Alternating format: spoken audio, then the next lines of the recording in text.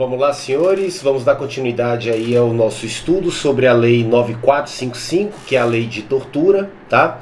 No bloco anterior nós começamos a trabalhar aí as modalidades de tortura. A primeira modalidade que nós estudamos no bloco anterior foi a tortura prova, né?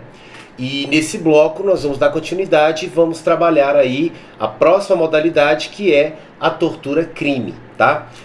Vocês vão notar que eu vou trabalhar cada uma das modalidades de tortura em blocos diferentes, exatamente para você não confundir uma modalidade de tortura com a outra, porque é assim que as bancas costumam cobrar, tá? Essa temática aqui nas provas de concurso público. Então vamos lá, senhores. Você vai notar que esse bloco ele vai ser até menor, tá? Em relação ao bloco anterior, onde nós trabalhamos a tortura prova, porque muitos detalhes ali que eu te ensinei na tortura prova, eu vou aplicar da mesma forma aqui na tortura crime. Então, isso vai fazer com que o bloco seja até menor, tá? Mais curto, vamos dizer assim. Então, olha só. Tortura crime.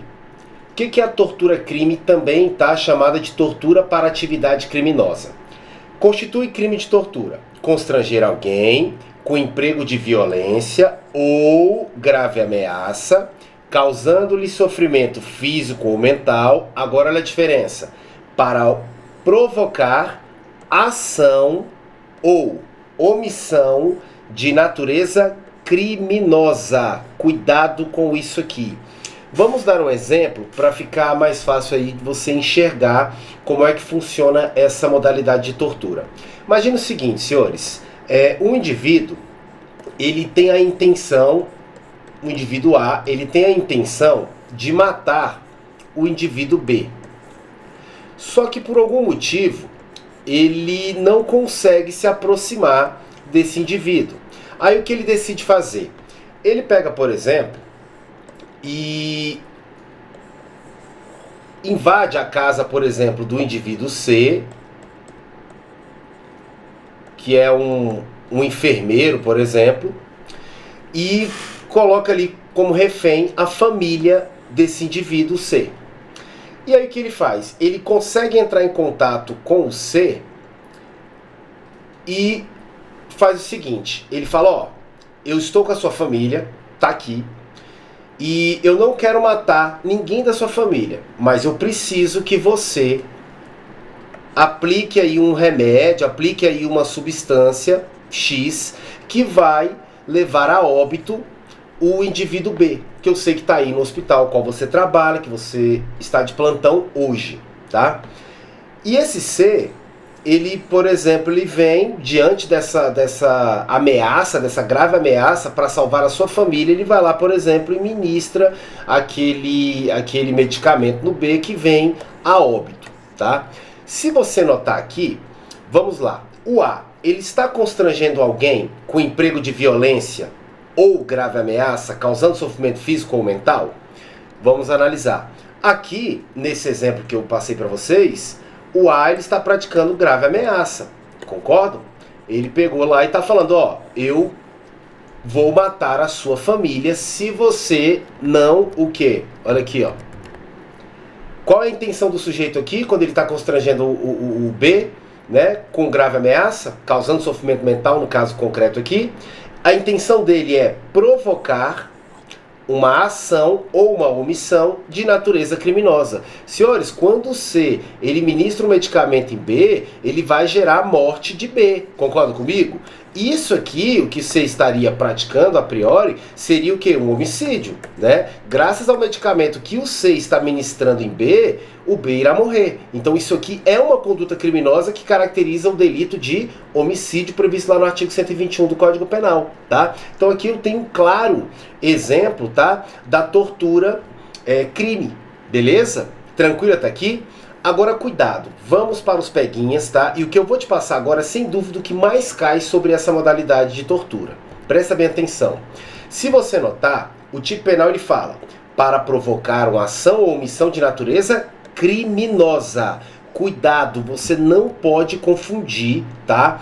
Crime com contravenção. Porque olha só, para configurar essa modalidade de tortura, o dolo específico do indivíduo é fazer com que terceiro provoque, né, realize ali uma ação ou uma omissão que configure o quê?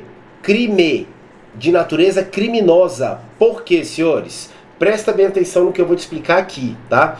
E se o indivíduo, ele mediante violência ou grave ameaça, causando sofrimento físico ou mental, ele tem a intenção de fazer com que terceiro realize uma conduta que não configura crime, mas configura uma mera contravenção penal. E aí? Estaríamos diante da tortura crime? Cuidado, senhores. Em decorrência do princípio da legalidade, não estaríamos diante da tortura crime. Por quê? Porque para configurar a tortura crime, aquela ação ou omissão do terceiro tem que configurar crime e não pode ser uma mera contravenção penal. A diferença entre crime e contravenção penal, nós vamos estudar quando nós vamos trabalhar lá a parte geral do direito penal, tá? Mas eu trouxe aqui para vocês esse tópico porque é importante você definir essa diferença para não cair nesse peguinha. Presta bem atenção no que eu vou te ensinar, senhores. Eu tenho uma coisa que é chamada de infração penal, tá? Infração penal é um gênero que tem duas espécies, tá? Infração penal é toda conduta humana, tá? Seja comissiva, comissiva é o que? Através de uma ação, de um agir, ou omissiva, tá? Que é quando o sujeito deixa de agir quando tinha a obrigação de agir, tá? Tanto faz. É toda conduta humana que se adequa, tá? Que se encaixa perfeitamente, tá? Ao texto penal punitivo, ou seja, a um tipo penal, a uma conduta descrita pela lei como uma conduta ilícita, tá ok? Só que o que acontece? A infração penal, como eu falei, é gênero que tem duas espécies. Quais são as espécies? Crime, que é sinônimo de delito, cuidado com isso, tá? E contravenções penais, tá? Que também são chamadas pela doutrina de crime anão, delito liliputiano, tá? Ou crime vagabundo, tá? Em decorrência do sistema binário ou dualista. Calma, deixa eu te explicar isso aqui. Presta atenção. Então, olha só. Quando eu falo infração penal, eu tenho um comportamento, uma conduta humana, tá? Que é ilícita. Só que infração penal, ela tem duas espécies. Por que ela tem duas espécies? Porque nós adotamos o sistema, tá? Olha aqui, ó. Nós adotamos o sistema binário. Bi vem de duas, tá? Ou dualista. Dua vem de dois, tá? Graças ao sistema binário, também chamado de dualista, infração penal tem duas espécies. Crime, que é sinônimo de delito, tá? Ou contravenção penal. Então, cuidado. Contravenção penal é a mesma coisa que crime? Não, não é a mesma coisa, tá? A contravenção penal, ela também é chamada de crime anão, tá? Delito liliputiano ou crime vagabundo. Você vai entender o porquê. Olha só. Você vai aprender comigo que contravenção penal é uma infração penal de menor, tá, gravidade. Enquanto que o crime ou delito, são sinônimos, tem uma maior gravidade, tá? Professor, quem é que vai definir, quem é que define se aquela conduta deve ser uma contravenção penal ou deve ser um crime ou delito, né? Quem define isso é o legislador, tá? Através da política criminal adotada, né, pelo ordenamento jurídico. Você vai ver comigo de forma até interessante que algumas condutas que no passado o legislador entendia que deveria ser taxada como contravenção penal, hoje são definidas como crime. Vou te dar um exemplo. Posse de arma de fogo, lá atrás, era definida como uma mera contravenção penal. Hoje é crime, tá? Prevista lá no Estatuto do Desarmamento. Então quem define se é crime, se é contravenção penal, é o legislador, tá? O legislador é que define isso aqui, tá? Eu só quero que você entenda que crime ou delito tem uma maior gravidade e as contravenções penais são infrações penais de menor gravidade. Mas tanto crime / delito como contravenção penal são espécies de infração penal, beleza? Tranquilo? Ótimo.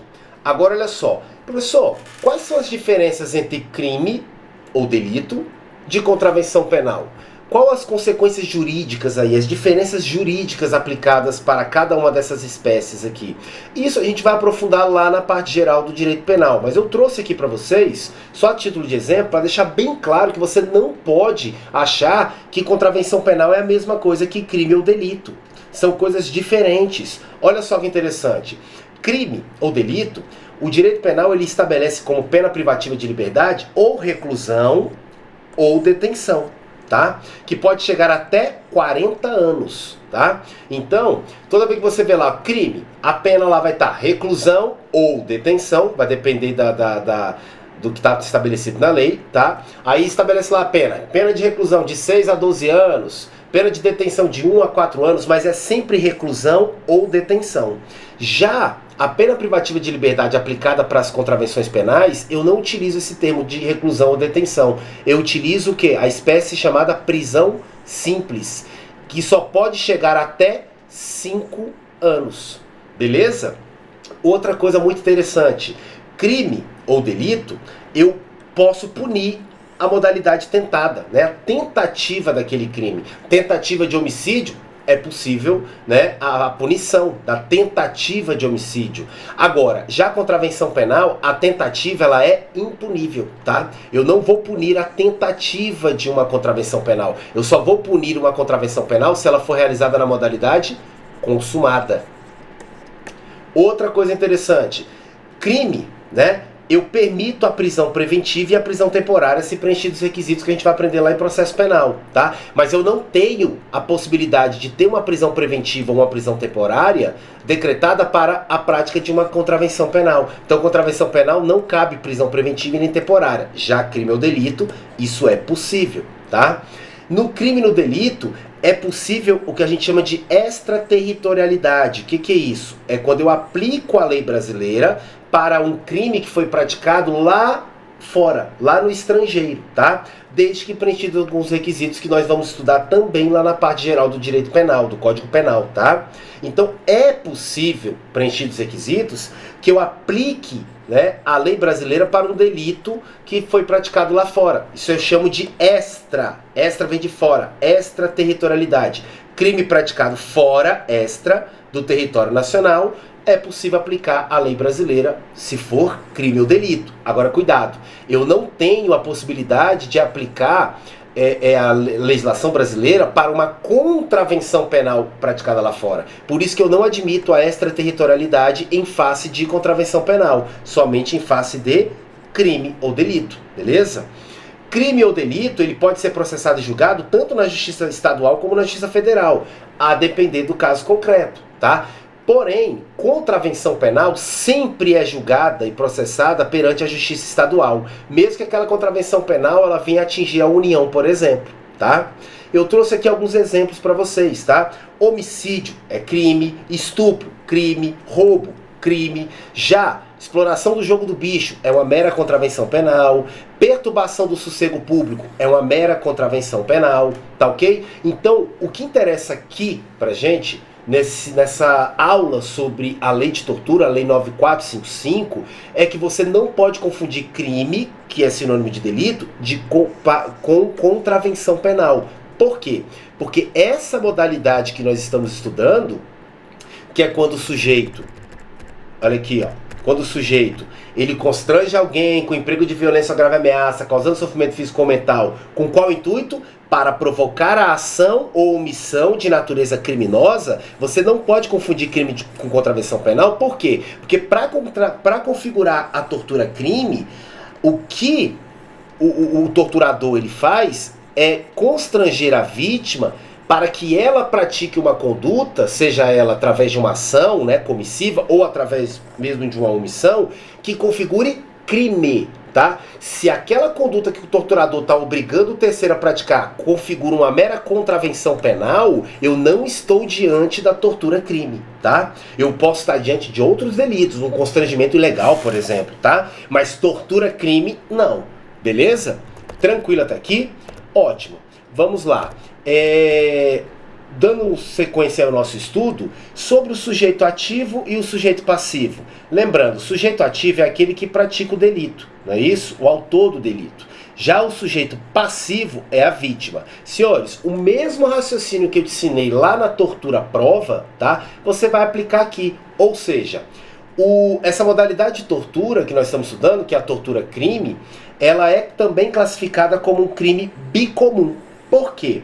Bicomum porque tanto o sujeito ativo quanto ao sujeito passivo, eu posso ter a figura aqui de qualquer pessoa, tá? Não é necessário uma especial, qualquer pessoa. Pode ser autor, qualquer pessoa pode ser vítima. Não é necessário que a vítima aqui, por exemplo, seja criança, seja adolescente, seja gestante. Não, qualquer pessoa pode ser vítima desse delito. Como também qualquer pessoa pode praticar esse delito, não sendo necessário, por exemplo, que esse crime seja praticado por agente público, tá ok?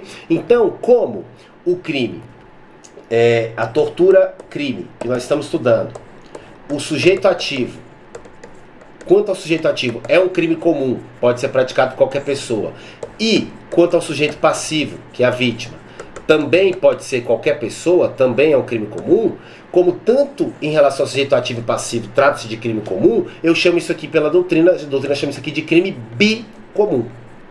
Beleza? Tranquilo até aqui? Aí lembrando, né? Professor, mas e se o crime for praticado por um agente público, ou no exercício da função, ou em razão dela? Aí nós vimos, né? Nós vamos trabalhar isso lá na frente, que isso aqui configura uma causa de aumento de pena, né? E se a vítima, professor, for criança, adolescente, for gestante, pessoa deficiente ou pessoa com mais de 60 anos, também configura causa de aumento de pena, que nós vamos trabalhar num bloco específico lá na frente, beleza? Tranquilo? Quanto ao elemento subjetivo, aí eu falo aqui de dolo, né, ou culpa, tomem cuidado, tá? O mesmo raciocínio você vai aplicar aqui para o que nós estudamos lá na tortura prova, tá? Não existe tortura culposa, tá? Então aqui só vai estar configurado esse delito se o agente agir com dolo. Aí toma cuidado, tá?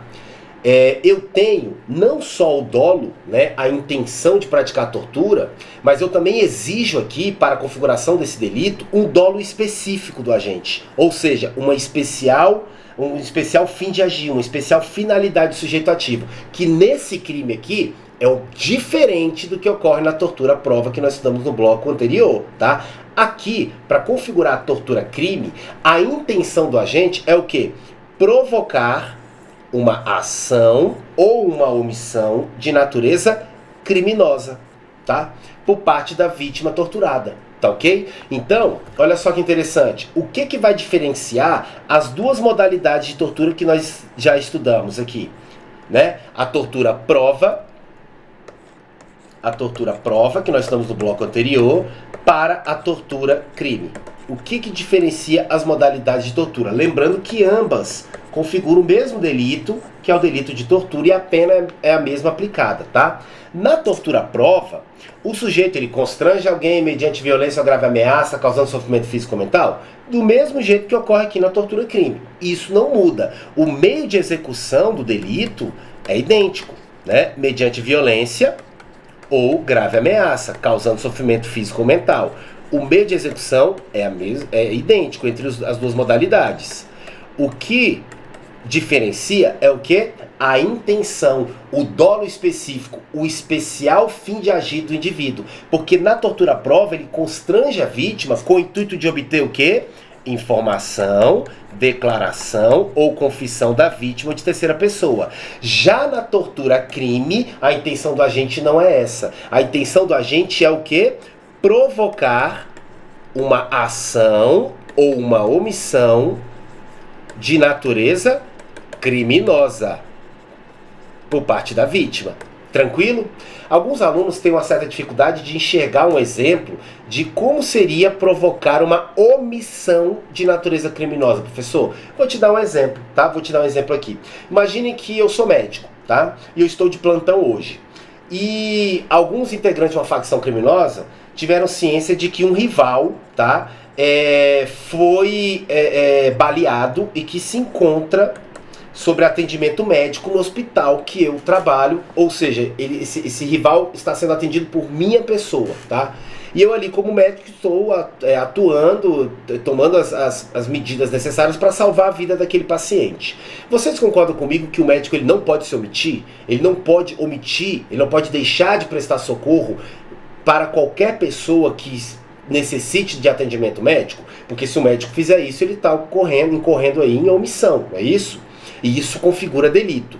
Imagine que esses criminosos, eles invadem a minha residência, descobrem onde eu moro, invadem a minha residência, tomam a minha família ali como reféns, tá? Entram em contato comigo e falam: doutor, é o seguinte, não precisa fazer nada, só não preste o socorro. Fique paradinho e deixe esse cara morrer. Daqui a 30 minutos, do jeito que foi efetuados os disparos e onde pegou esses disparos aí, esse cara vai morrer. Então o senhor só basta o senhor sair do hospital agora, deixa esse cara do jeito que ele tá aí, se omita, tá?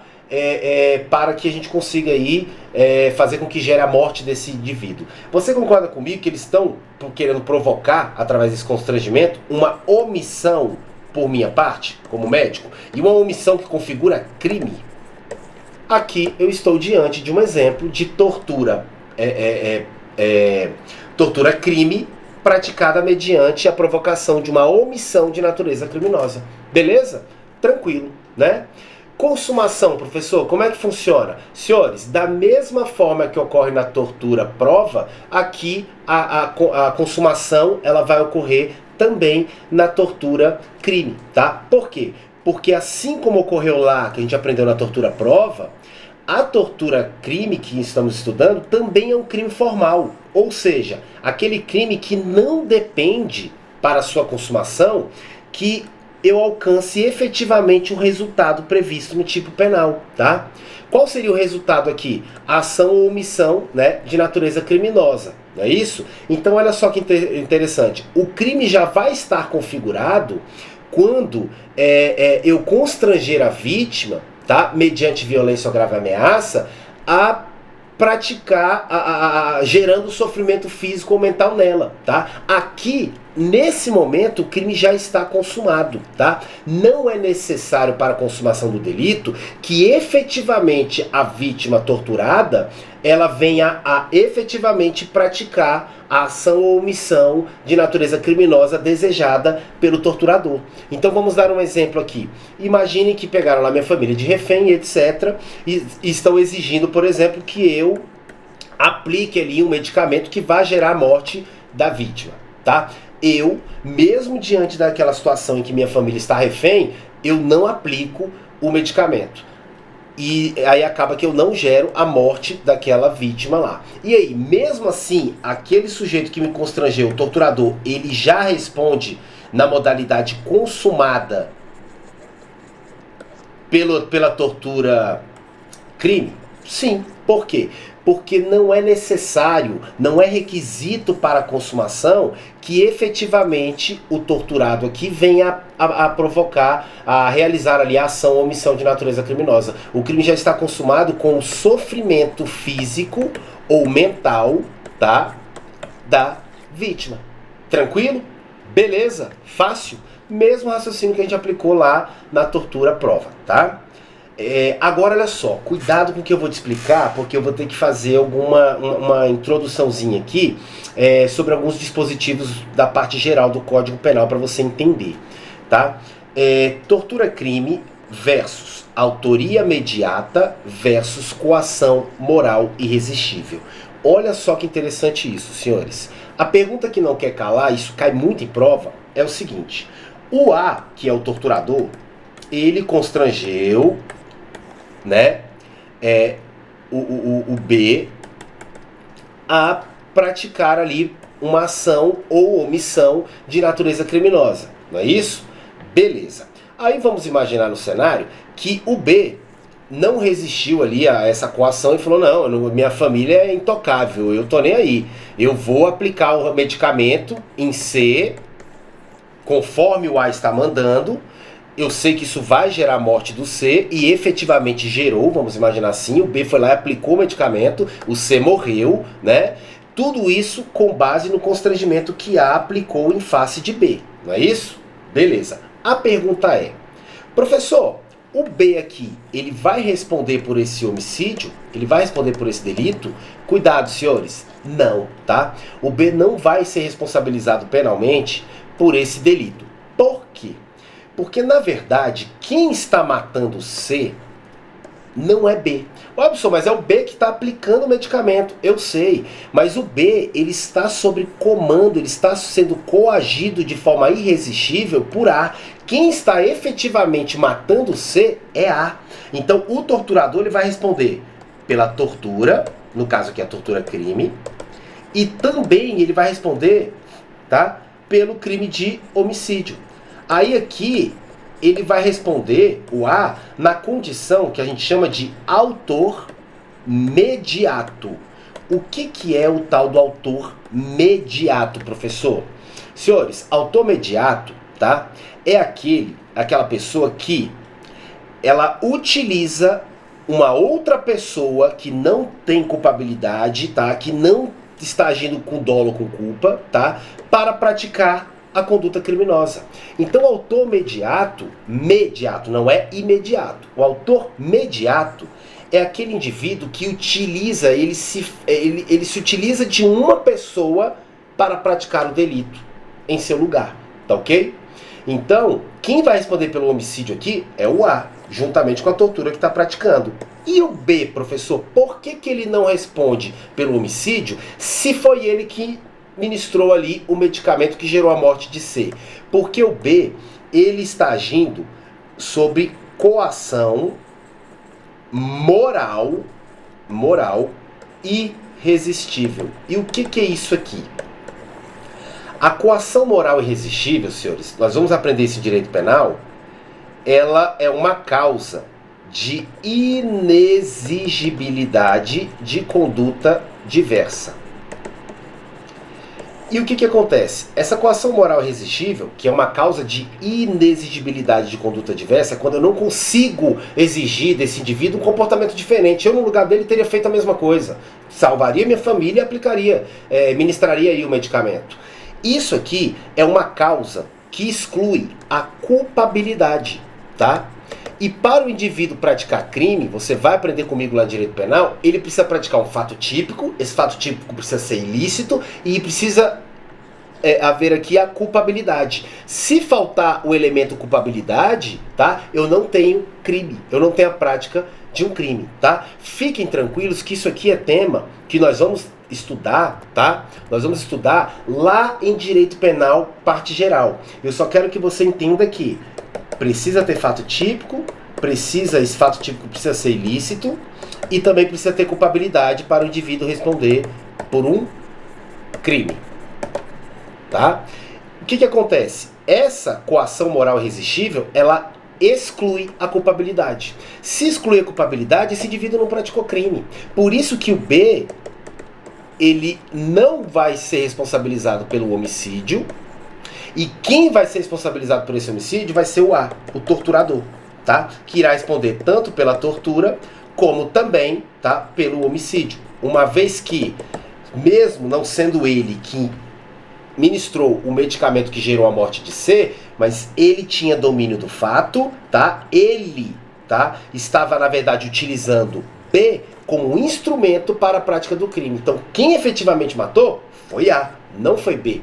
B estava sendo utilizado, né, como um instrumento, tá ok? B não queria isso, mas estava sendo forçado, estava sendo coagido moralmente, tá? Agora, cuidado, essa coação não é física, tá? Eu não estou falando de uma coação física. O A não foi lá e segurou o braço dele e aplicou a injeção no C. Aqui é uma coação moral, psicológica.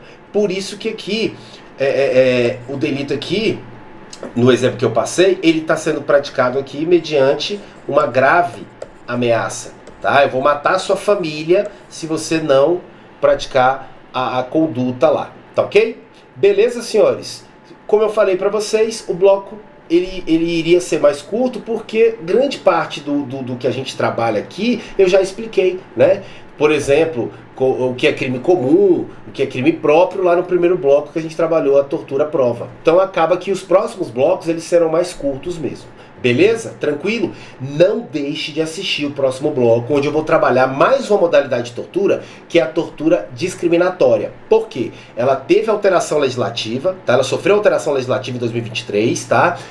Nós temos aí, a jurisprudência mudou muita coisa, tá? E você não pode deixar de estar atualizado sobre essa modalidade de tortura, que sem dúvida está sendo aqui mais cobrada em prova de concurso público em decorrência dessa atualização legislativa, beleza? Aguardo você no próximo bloco com o estudo sobre a tortura discriminatória, também chamada de tortura racismo. Um grande abraço, aguardo você.